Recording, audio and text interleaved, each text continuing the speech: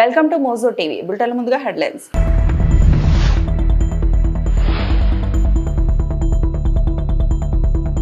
దూసుకొస్తున్న Montha తుఫాన్, ఏపీకి high alert.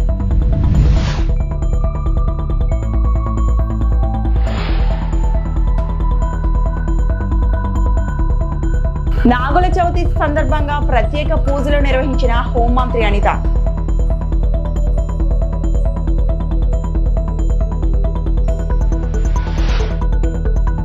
Gun park వద్ద క్షమాపణలు చెప్పిన తెలంగాణ జాగృతి అధ్యక్షురాలు కల్వకుంట్ల కవిత.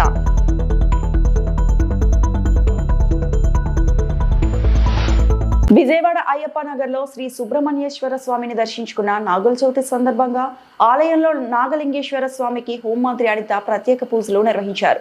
రాష్ట్రం సుభిక్షంగా ఉండాలని నాగేంద్ర స్వామిని కోరుకున్నాం. ఆలయ పండితులు వారికి వేద మంత్రాలతో ఆశీర్వదించి తీర్థ ప్రసాదాలు అందించారు.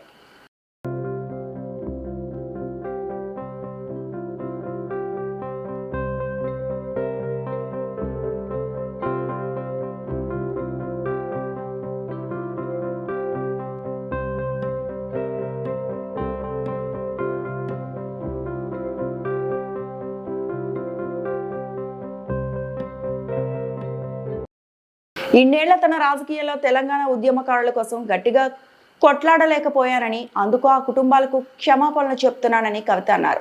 తెలంగాణ జాగృతి తరపున శనివారం జనం బాట కార్యక్రమాన్ని తెలంగాణ జాగృతి అధ్యక్షురాలు కల్వకుంట్ల కవిత ప్రారంభించారు. అంతకంటే ముందు గన్ పార్క్ వద్ద అమరులకు నివాళులు అర్పించాక ఆమె మీడియాతో మాట్లాడారు. తెలంగాణ రాష్ట్రం రావడానికి 1200 మంది అమరులైనరని చెప్పి మనమే అనేక చెప్పుకున్నాం. అసెంబ్లీలో చెప్పినాం, అన్ని చోట్ల చెప్పినాం. కానీ ఆ అమరవీరుల కుటుంబాలకు మనము ఇవ్వాల్సినంత గౌరవం ఇవ్వలేకపోయినామన్నది చాలా బాధాతప్త హృదయంతో ఇవాళ అనుకోవాల్సినటువంటి సందర్భం. ప్రతి అమరవీరుల కుటుంబాలకు 10 లక్షల రూపాయలు ఒక ఉద్యోగం ఇస్తామని చెప్పుకున్నాం. కానీ 1200 మంది అమరులని మనమే చెప్పి 580 మందికి మాత్రమే మనం ఒక 10 లక్షల రూపాయలు ఇచ్చుకున్నాం, ఉద్యోగం ఇచ్చుకున్నాం. మిగతా వారికి మనం న్యాయం చేయలేకపోయినాం. ఎట్ ద సేమ్ టైం ఇవాళ నేను కోరేది ఒకటే, మనం ఉద్యమం డబ్బుల కోసం చేయలే, మన ఉద్యమం మనకు ఉద్యోగాలు రావాలని చేయలేదు. తెలంగాణ యావత్తు బాగుండాలి, అందరం బాగుండాలని చేసినాం. కాబట్టే ఇవాళ ఇక్కడ ఈ పవిత్రమైనటువంటి గడ్డ సాక్షిగా, ఈ అమరవీరుల స్తూపం సాక్షిగా నేను ప్రమాణం చేస్తూ ఉన్నాను. ప్రతి అమరవీరుల కుటుంబాలకి 1200 మంది కుటుంబానికి కోటి రూపాయలు ఇవ్వాలని ఈ ప్రభుత్వాన్ని నేను డిమాండ్ చేస్తూ ఉన్నాను. ప్రతి అమరవీరుల కుటుంబానికి కోటి రూపాయలు ఈ ప్రభుత్వం నుండన్నా ఇప్పిస్తాం, లేకపోతే ఈ ప్రభుత్వం మార్చి వచ్చే ప్రభుత్వంతోనైనా ఇప్పిస్తామని ఈ సందర్భంగా నేను అమరవీరుల కుటుంబాలకు వారి యొక్క పాదాల సాక్షిగా మీకు తెలియజేస్తా ఉన్నాను. ఆంధ్రప్రదేశ్ కు తుఫాన్ ముప్పు పొంచి ఉంది. దూసుకొస్తున్న మొందా తుఫాను రాష్ట్రంలో తీరం దాటే అవకాశం ఉంది. దీంతో ఏపీకి వాతావరణ శాఖ రెడ్ అలర్ట్ జారీ చేసింది. అక్టోబర్ 26, 27, 28, 29 తేదీల్లో తుఫాన్ చాలా ప్రభావం చూపిస్తుందని వాతావరణ కేంద్రం పేర్కొంది. ఈ నెల 28న సాయంత్రం కాకినాడ సమీపంలో తీవ్రమైన తుఫానుగా తీరం దాటే అవకాశం ఉందని అమరావతి వాతావరణ శాఖ అధికారులు తెలిపారు. ఆ సమయంలో గంటకు 90 నుంచి 110 కిలోమీటర్ల వేగంతో గాలులు వీస్తాయి. విశాఖపట్నం, తిరుపతి వరకు దీని ప్రభావం ఉండనుంది. హైదరాబాద్ సహా తెలంగాణలోనూ భారీ వర్షాలు కురిసే అవకాశం ఉంది. ఏపీలోని తీర ప్రాంత జిల్లాలో ఉన్నత విద్యా సంస్థలకు 28, 29 తేదీలో సెలవు ప్రకటించాలని వాతావరణ శాఖ అధికారులు సూచించారు. దూర ప్రాంతాలకు వెళ్లే వారు ప్రయాణాలు మానుకోవాలని పేర్కొన్నారు.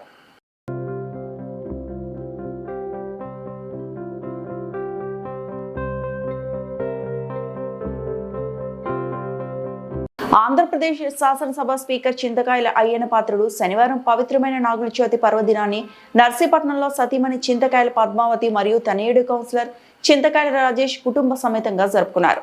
ఈ సందర్భంగా స్పీకర్ అయ్యన్న పాత్రుడు మాట్లాడుతూ రాష్ట్ర ప్రజలకు మరియు ప్రపంచవ్యాప్తంగా ఉన్న తెలుగు వారందరికీ నాగుల చవితి శుభాకాంక్షలు తెలియజేశారు. నాగేంద్ర స్వామి వారి ఆశీస్సులతో తెలుగు వారందరి కుటుంబాలు సుఖ సంతోషాలతో ఆనందంగా ఉండాలని, సర్వతోముఖాభివృద్ధి చెందాలని ఆయన ఆకాంక్షించారు. అంతేకాకుండా నవ్య ఆంధ్రప్రదేశ్ రాష్ట్ర అభివృద్ధిలో తెలుగు ప్రజలందరూ భాగస్వామ్యులు కావాలని పిలుపునిచ్చారు. రాష్ట్ర అభివృద్ధి పదంలో పయనించేలా నాగేంద్ర స్వామి ఆశీస్సులు అందించాలని ప్రార్థిస్తున్నట్లు స్పీకర్ అయ్యన్న పాత్రుడు పేర్కొన్నారు. అందరికీ నమస్కారం అండి. ముందుగా మన రాష్ట్ర ప్రజలందరికీ అలాగే ప్రపంచవ్యాప్తంగా ఉన్నటువంటి తెలుగు వారందరికీ కూడా నాగుల చవితి సందర్భంగా శుభాకాంక్షలు తెలియజేస్తున్నాను. నాగేంద్రుడు ఆశీర్వాదంతో మన రాష్ట్రమే కాదు తెలుగువారి కుటుంబాలన్నీ కూడా ఆనందంగా ఉండాలని, అభివృద్ధి చెందాలని చెప్పి కోరుకుంటున్నాను. అంతేకాకుండా మన రాష్ట్ర అభివృద్ధిలో తెలుగు వాళ్ళందరూ కూడా భాగస్వాములు అవ్వాలని, రాష్ట్రాన్ని త్వరగతిన అభివృద్ధి చెందేలాగా ఆ నాగేంద్ర స్వామి ఆశీర్వాదం ఇవ్వాలని మరొక్కసారి మీ అందరికీ శుభాకాంక్షలు తెలియజేస్తూ సెలవు తీసుకుంటున్నాను. కానీ విని ఎరుగని రీతిలో పెద్దపప్పుడు మండలంలో చాగులు డ్యాంకు నీళ్లు వచ్చాయని ఎమ్మెల్యే జేసీ అశ్మిత్ రెడ్డి అన్నారు. కొంతమంది వాన పడింది కాబట్టి నీళ్లు వచ్చాయని విమర్శిస్తున్నారని, వాన పడటం ఒక ఎత్తు అయితే నీరు అందరికీ సమంగా అందడం ఒక ఎత్తని జేసీ అన్నారు. తాడిపత్రి ప్రాంతంలో చాగళ్లతో పాటు యాడికి కాలువ మరియు పెదవడుగూరు మండలాలకు పుష్కలంగా నీరు వచ్చాయని ఆయన అన్నారు. ఇటీవల జరిగిన ఐఏబీ మీటింగ్లో కూడా మా నియోజకవర్గంలో ఉన్న చిన్న చిన్న కాలువలు పూర్తి చేయాలని కోరానని, ఈ కాలువలు పూర్తి అయితే దాదాపు 1,00,000 ఎకరాలకు సాగునీరు అందుతుందని, ఈ విషయంపై త్వరలోనే సీఎం చంద్రబాబును కలుస్తానని జేసీ అశ్మిత్ రెడ్డి తెలిపారు.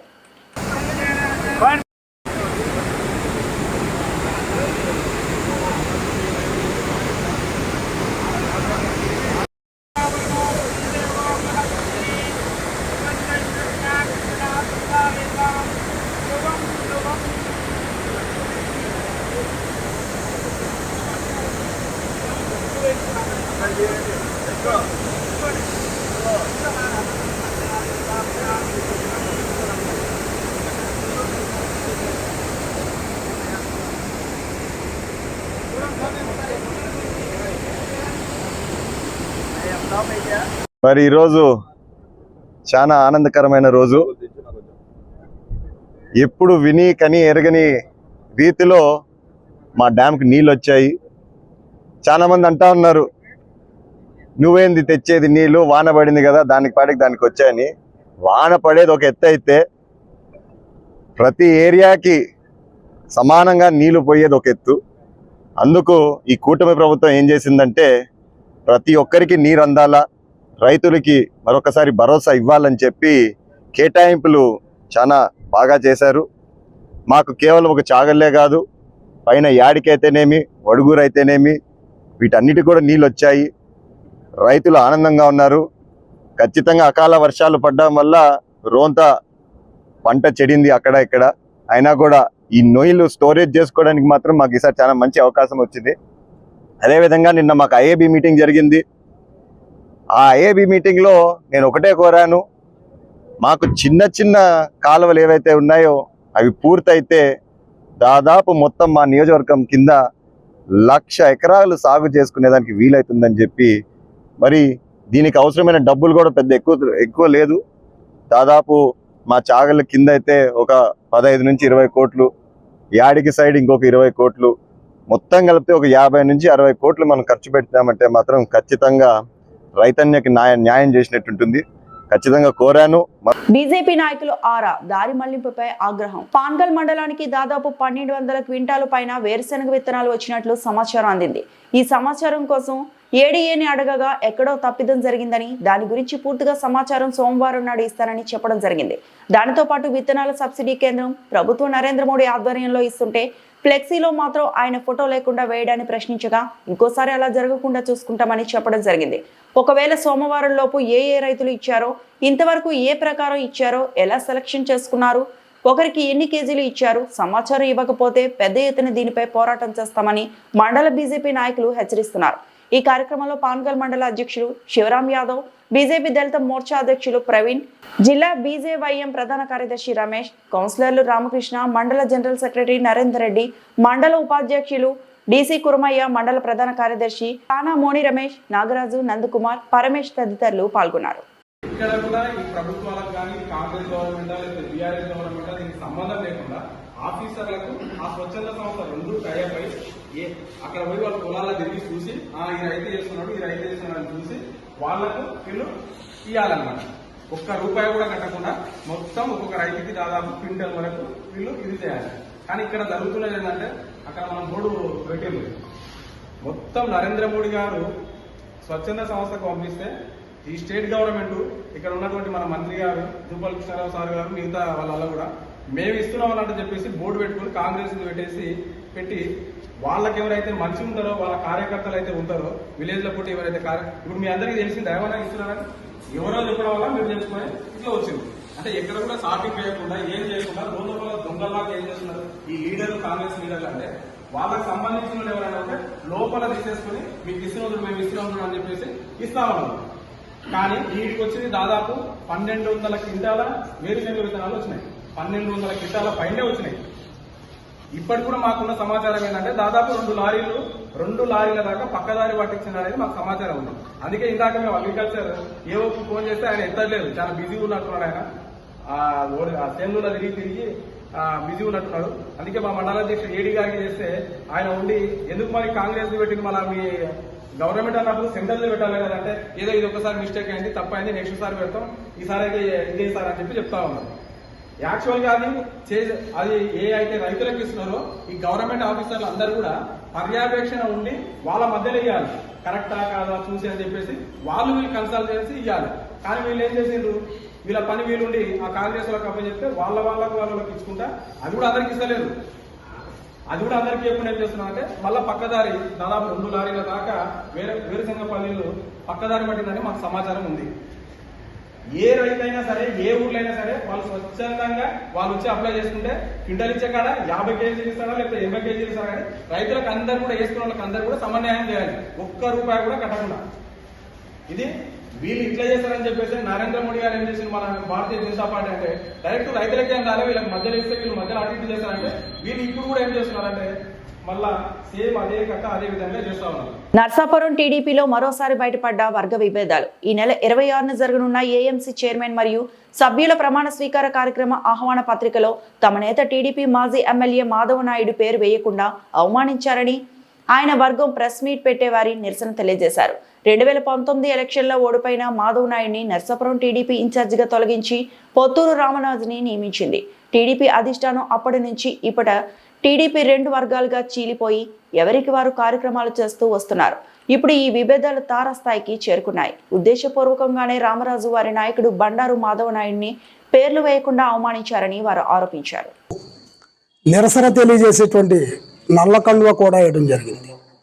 ఎందుకంటే ఒక పక్కన రాష్ట్ర భవిష్యత్తు కోసం నారా చంద్రబాబు నాయుడు గారు, నారా లోకేష్ బాబు గారు, పవన్ కళ్యాణ్ గారు, నరేంద్ర మోడీ గారు సహాయ సహకారాలతోటి కాలికి బలపం కట్టుకుని ప్రపంచ దేశాలన్నీ తిరుగుతూ రేపు నవంబర్ 14, 13, 14, 15 తారీఖుల్లో విజయవాడలో జరిగిన సమ్మిట్ కోసం ప్రయత్నిస్తూ ఉంటే మన నియోజకవర్గంలో దానికి భిన్నంగా రేపు 26వ తారీఖున జరగబోయేటువంటి ఏఎంసీ చైర్మన్ ప్రమాణ స్వీకార మహోత్సవంలో స్థానిక మాజీ శాసనసభ్యులు 2014 నుంచి 19 దాకా అభివృద్ధి ప్రదాత ఏ విధంగా అయితే నియోజకవర్గంలో ఆయన అభివృద్ధి చేశాడో నియోజకవర్గ ప్రజలందరికీ తెలుసు. అదేవిధంగా సీటు సైతం త్యాగం చేసినటువంటి వ్యక్తి మాజీ శాసనసభ్యులు బండారు మాధవ నాయుడు గారు. అటువంటి వ్యక్తి యొక్క పేరు ఎక్కడా కూడా ఇదిగోండి మీకు చూపెడతాను. వారు దింపినటువంటి పాంప్లెట్, ఈ పాంప్లెట్లు ఎక్కడా కూడా ఏ కోశాన కూడా ఆయన పేరు ప్రస్తావించడం కానీ ఆయనకి ఇన్విటేషన్ ఇవ్వడం కానీ చేయలేదు.